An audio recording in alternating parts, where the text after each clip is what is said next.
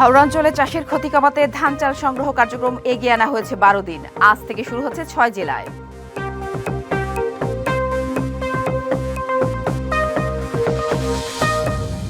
হাইকোর্টের বিচারপতি সই জাল করে জামিন, পালিয়েছেন সামরিক গ্রেডের পোশাক জব্দ মামলার আসামি। তদন্তের নির্দেশ প্রধান বিচারপতির।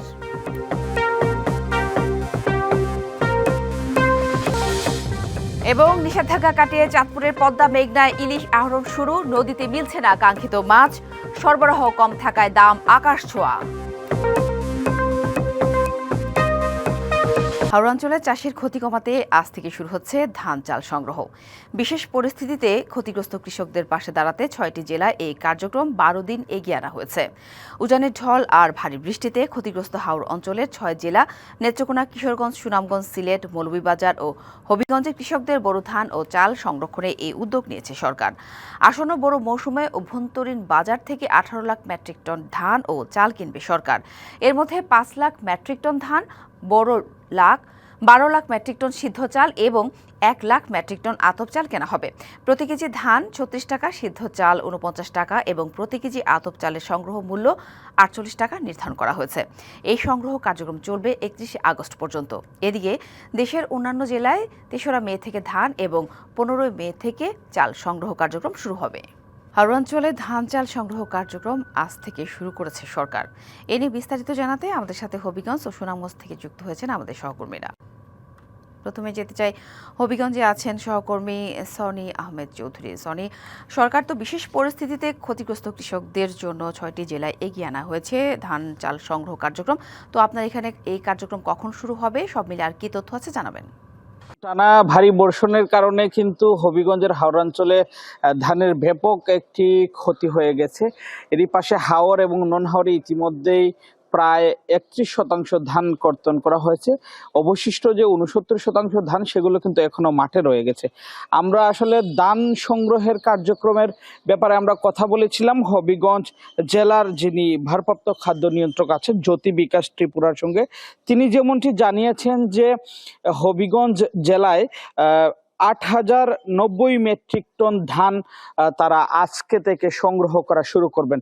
প্রান্তিক পর্যায়ের যারা কৃষক আছেন তাদের কাছ থেকে মূলত এইসব ধানগুলা সংগ্রহ করা হবে। বিশেষ করে যেই কৃষকরা নির্বাচিত হবেন তাদেরকে অ্যাপসের মাধ্যমে, অর্থাৎ কৃষকের অ্যাপস নামক একটি অ্যাপস রয়েছে, সেই অ্যাপসের মাধ্যমে আবেদন করতে হবে। পাশাপাশি কৃষি বিভাগ থেকে ক্ষতিগ্রস্ত কৃষকদের একটি তালিকা সরবরাহ করা হবে। সেই তালিকার যারা নির্বাচিত কৃষক হবেন, যারা আগে খাদ্য গুদামে আসবেন, তাদের ধান কিন্তু তারা খাদ্য গুদামে সরকারিভাবে বিক্রি করতে পারবেন। একটি জিনিস বলে রাখা প্রয়োজন যে টানা বৃষ্টির কারণে এবং রোদের দেখা না মেলায় কিন্তু যারা আগে ধান কেটে রেখেছিলেন খোলায় এবং বিভিন্ন জায়গায় স্তূপ করে, সেগুলো কিন্তু নষ্ট হচ্ছে। সেক্ষেত্রে আর্দ্রতার পরিমাণ সরকার নির্ধারণ করে দিয়েছে 14%। সেক্ষেত্রে রোদের দেখা না মিললে আসলে খাদ্য গুদামে ধান দিতে গিয়ে কৃষকদের একটু বেগ পেতে হবে। আমরা কৃষকদের সাথে কথা বলেছিলাম, তারা যেমনটি বলছেন যে রোদের অভাবে কিন্তু ধানগুলা পচে নষ্ট হচ্ছে। পাশাপাশি সঠিক তালিকা নির্ণয় করে যাতে সরকার তাদের কাছ থেকে ধান সংগ্রহ করে, এমনটাই তারা দাবি করেছেন। তো হবিগঞ্জে কখন নাগাদ ধান সংগ্রহ শুরু হবে এ বিষয়ে আনুষ্ঠানিকভাবে আমরা এখনো তথ্য পাইনি, তবে আজকে থেকে ধান সংগ্রহ শুরু হচ্ছে বলে খাদ্য বিভাগ থেকে আমরা জানতে পেরেছি। ধন্যবাদ সনি। আমরা শুনছিলাম হবিগঞ্জের তথ্য। এবার যাব সুনামগঞ্জে, সেখানে আছেন সহকর্মী সাইদুর রহমান আসাদ। আসাদ, আমাদের হবিগঞ্জের সহকর্মী যেমনটা বলছিলেন, উদ্ভূত পরিস্থিতিতে আসলে সেখানে মাত্র ৩০% ধান কাটতে পেরেছে কৃষক, বাকি ৭০% এখনো কাটা বাকি। আর এর মধ্যেই তো সংগ্রহ হয়েছে যে ধান চাল সংগ্রহ কার্যক্রম। তো আপনার এখানে আজকে কখন এই কার্যক্রম শুরু হবে, আর এখনো কৃষকদের কত শতাংশ ধান কাটা বাকি, সব মিলে জানাবেন কি তথ্য আছে। অর্থাৎ গতকাল পর্যন্ত যে তথ্য আমরা পেয়েছি, সুনামগঞ্জে হাওর এবং নন হাওর মিলিয়ে ৫৯% ধান কাটা হয়েছে। অর্থাৎ বলা যায় যে আরো ৩৯ ভাগ ধান রয়ে গেছে।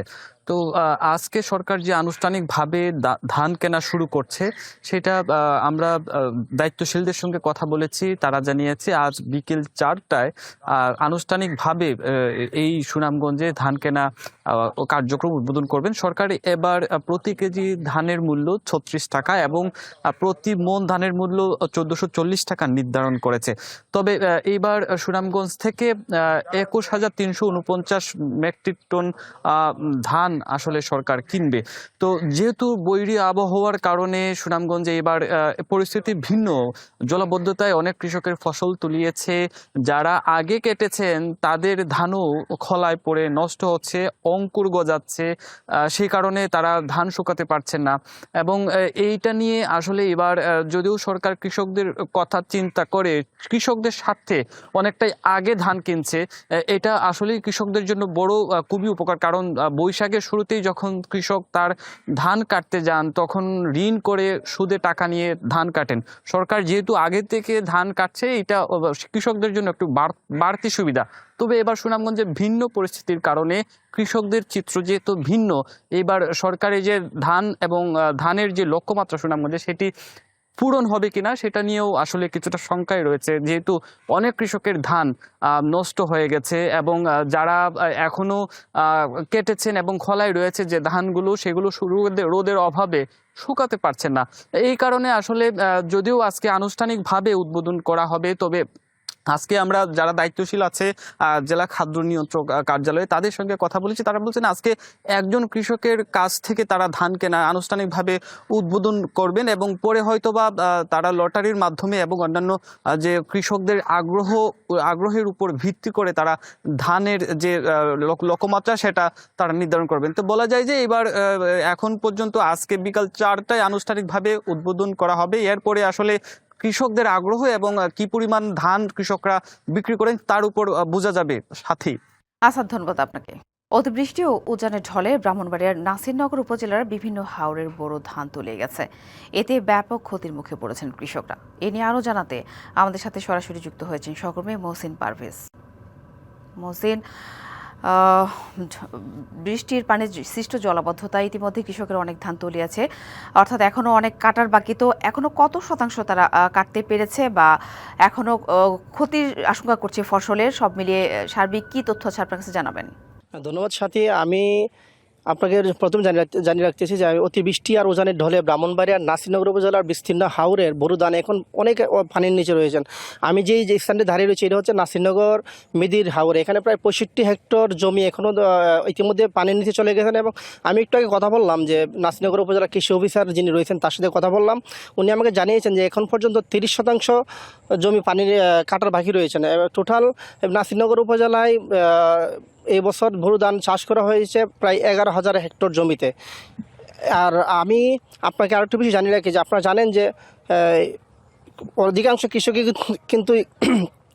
কিন্তু মহাজন থেকে লোন নিয়ে তারা কিন্তু চাষাবাদ করে থাকেন, তারাই কিন্তু সবচেয়ে বিবেকে রয়েছেন।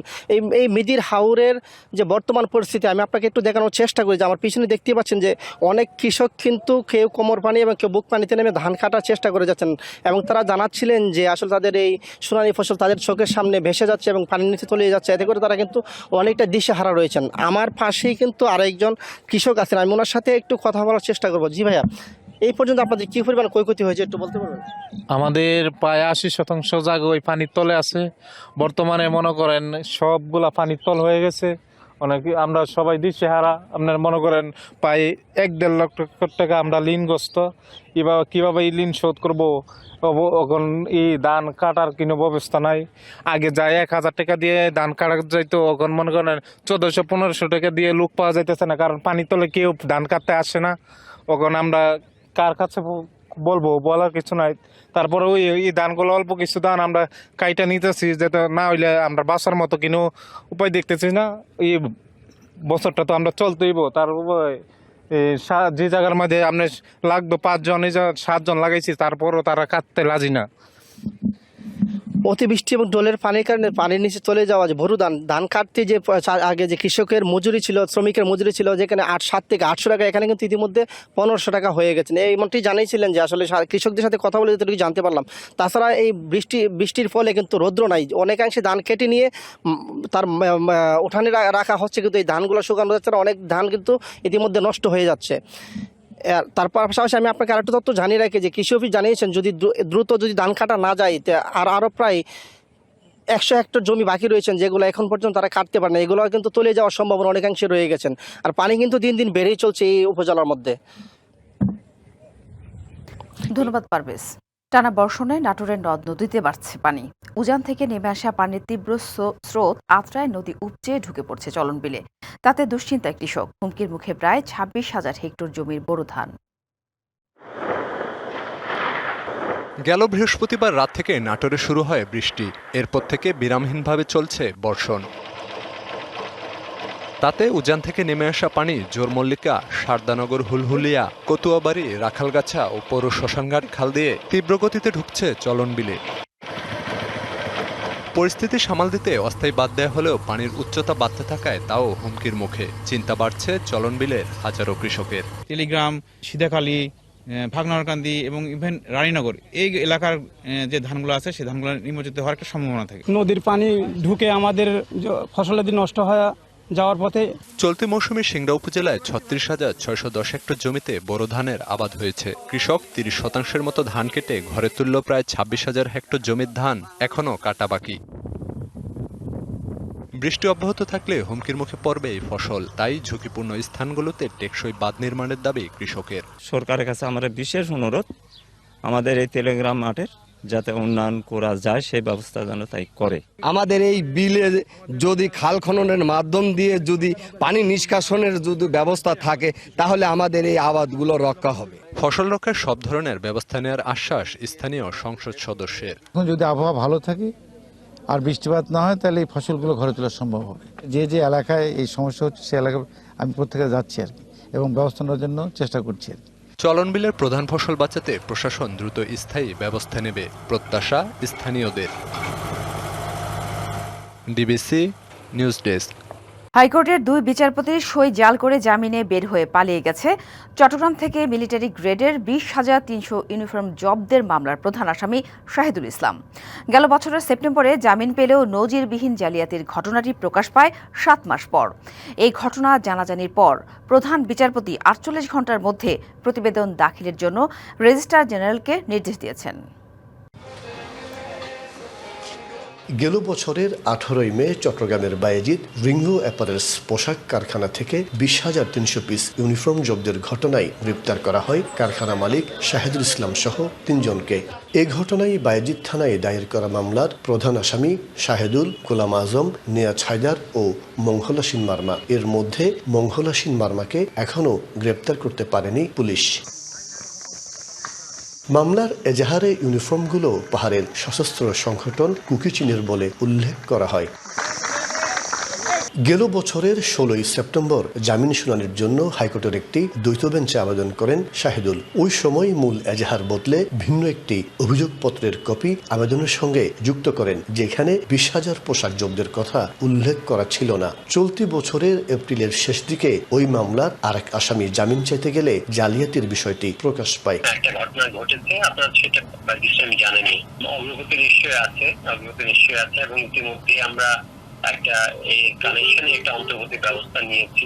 বায়েজিদ মুজফ্ফরনগর এলাকার সুক্তান মেহের ভবনের 6ষ্ঠ তলায় পরিবার নিয়ে থাকতো শাহিদুল। ঘটনার পর থেকেই আত্মগোপনে তার পরিবারের সদস্যরা। কিছু জায়গায় দেখলাম উনি জামিনে পেয়েছে, এখন জানি না এখন পুরো কোথায় আছে কি করে।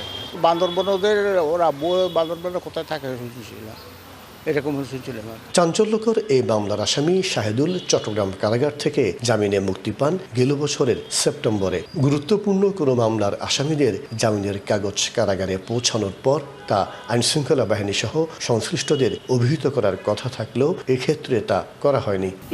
পোশাক জানি আর কি, কি হতো জানি না, আমাদের কেউ ইনফর্ম করে না, পত্রপত্রের মাধ্যমে যতটুকু জানা আর কি।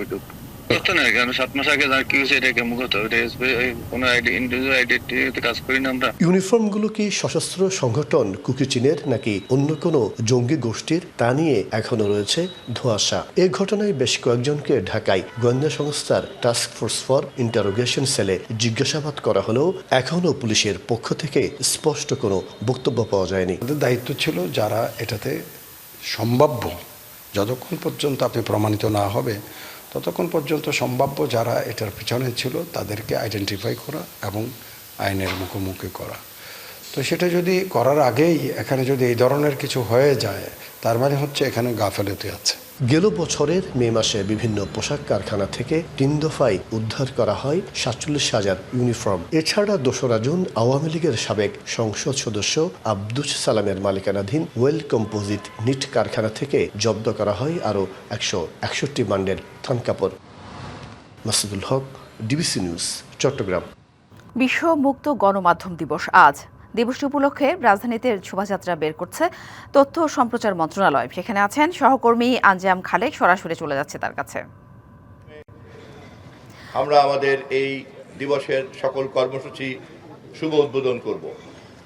এরপরে আলোচনা সভা অনুষ্ঠিত হবে আমাদের তথ্য ভবনে। সেখানে বাংলাদেশের গণমাধ্যমের সকল অংশীদারদের প্রতিনিধিরা উপস্থিত থাকবেন। বিশেষ করে গণমাধ্যম মালিক সমিতি, পত্রিকা মালিক সমিতি, টেলিভিশন মালিক সমিতি, এডিটর্স কাউন্সিল এবং federal union of journalist, press club সহ সমস্ত অংশীদারদেরকেই আমরা এবার তথ্য মন্ত্রণালয়ের ছায়াতলে এনে আমরা এবার প্রেস ফ্রিডম ডে উদযাপন করছি। এই দিবসটি উদযাপন করার মধ্য দিয়ে আমরা জাতিকে এই বার্তা দিতে চাই, আমাদের সরকার নির্বাচনের আগে গণমাধ্যমের স্বাধীনতা এবং দায়িত্বশীলতার যে কাঠামো তৈরি করার প্রতিশ্রুতি দিয়েছিল, আমরা আমাদের সেই কাজে তথ্য মন্ত্রণালয়ের পক্ষ থেকে সমস্ত পদক্ষেপ গ্রহণ করেছি। ইতিমধ্যেই মাননীয় প্রধানমন্ত্রীর সঙ্গে আমাদের এই মন্ত্রণালয়ের যতবার কথা হয়েছে, আমরা তার কাছ থেকে যে নির্দেশনা পেয়েছি সেই অনুযায়ী আমরা আমাদের প্রতিটি প্রতিশ্রুতিকে বাস্তবায়ন করার বিভিন্ন পরিকল্পনা গ্রহণ করে চলছি। সেই তৎপরতাকে অভিহিত করাও আমাদের এই কর্মসূচির একটা বড় উদ্দেশ্য। এবং একই সঙ্গে চিন্তায়, চেতনা এবং মননে আমরা গণমাধ্যমের দায়িত্বশীল স্বাধীনতাকে যে মেন করি, এটাকে যে আমরা বাস্তবায়ন করতে চাই, সেই বার্তাও আমরা দিতে চাই এই প্রেস ফ্রিডম ডে উদযাপন করা উপলক্ষে। যারা এখানে অংশগ্রহণ করেছেন, মন্ত্রণালয়ের সকল পর্যায়ের কর্মকর্তা কর্মচারী সহ সকল ব্যক্তিবর্গ, আমি আপনাদেরকে মন্ত্রী হিসাবে আপনাদের সকলকে ধন্যবাদ জানাই সকলের অংশগ্রহণ এবং সংযোগের জন্য। গণমাধ্যমকে আমি ধন্যবাদ জানাই যে আপনারা